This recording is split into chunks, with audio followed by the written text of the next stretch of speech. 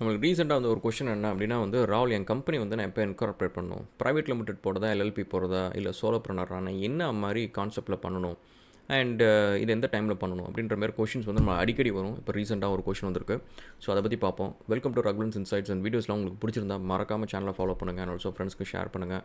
டோரஷ்.inல வந்து நம்மளோட franchise option வந்து இப்போ அவைலபிளாக இருக்குது. உங்களுக்கு செகண்ட் இன்கம் பண்ணணும், பிஸ்னஸ் பண்ணணும் அப்படின்னா டோரஷ்.inல போய்ட்டு டீமை காண்டாக்ட் பண்ணி பாருங்கள். ஸோ அவங்க சொல்லுவாங்க அப் டு 3 to 4 lakhs வந்து per month earn பண்ண முடியும்.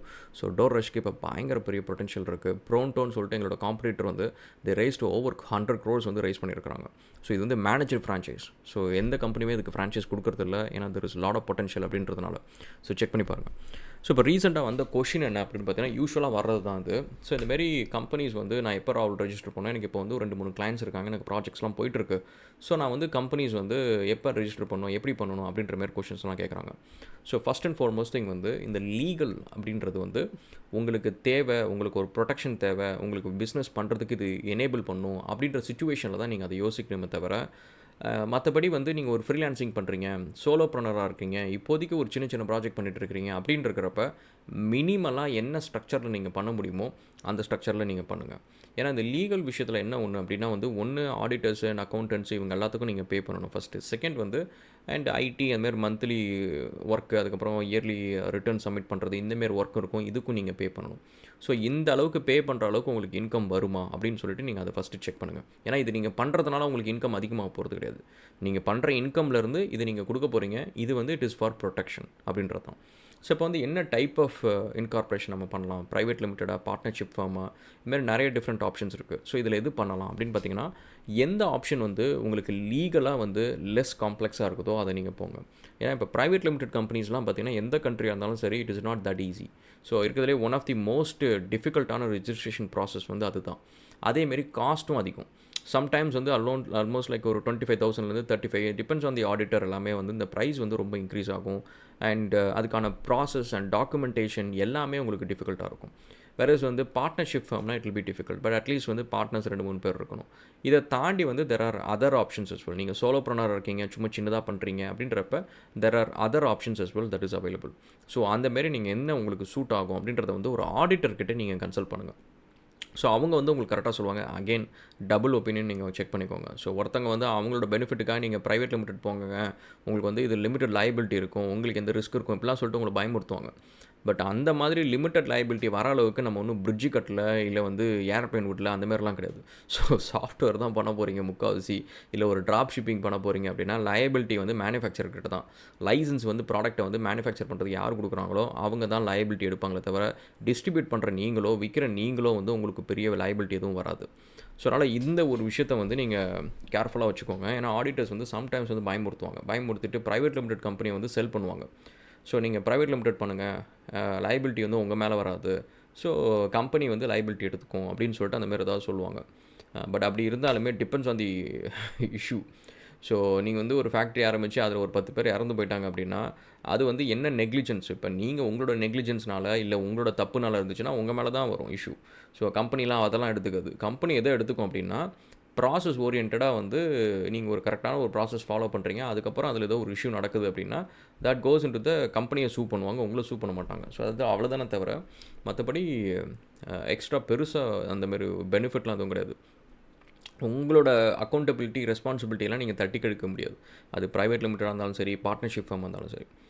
அண்ட் நெக்ஸ்ட்டு வந்து இதில் நம்ம எவ்வளோ பர்சன்டேஜ் வந்து மற்றவங்களுக்கு கொடுக்குறது இப்படின்ற விஷயம் எல்லாமே it is between you and your partner. But most cases வந்து இப்போ நீங்கள் வந்து மெஜாரிட்டி ஒர்க் நீங்கள் பண்ணுறீங்க அப்படின்னா மினிமம் 51% வந்து நீங்கள் வச்சுக்கணும்.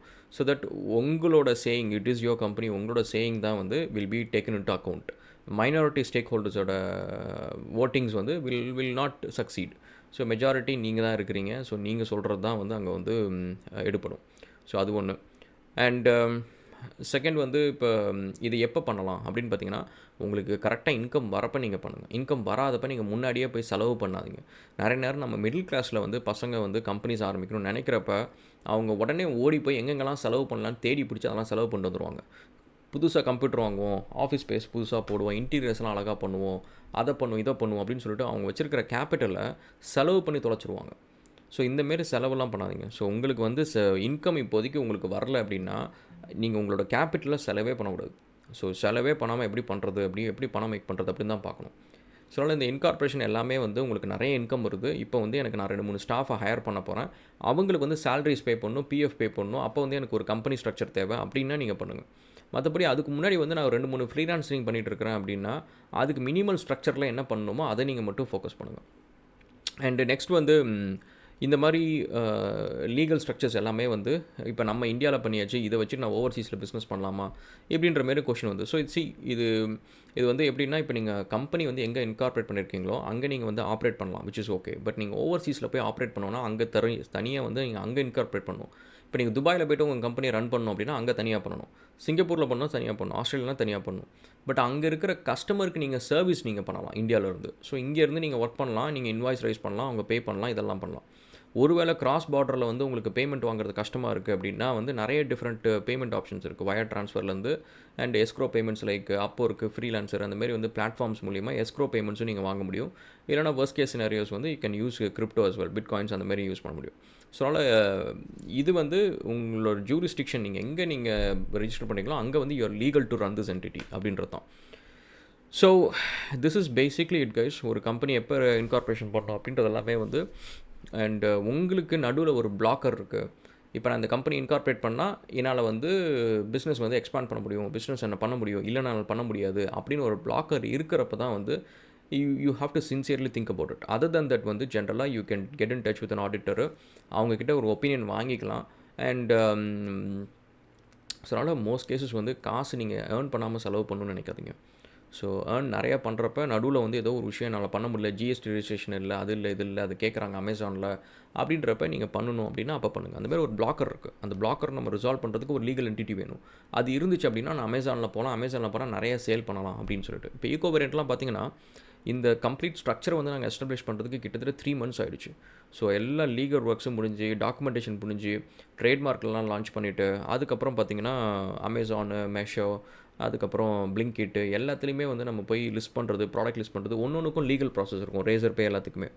ஸோ இது எல்லாத்தையும் நம்ம முடிக்கிறதுக்கே வந்து it took so much time. But that is the same process.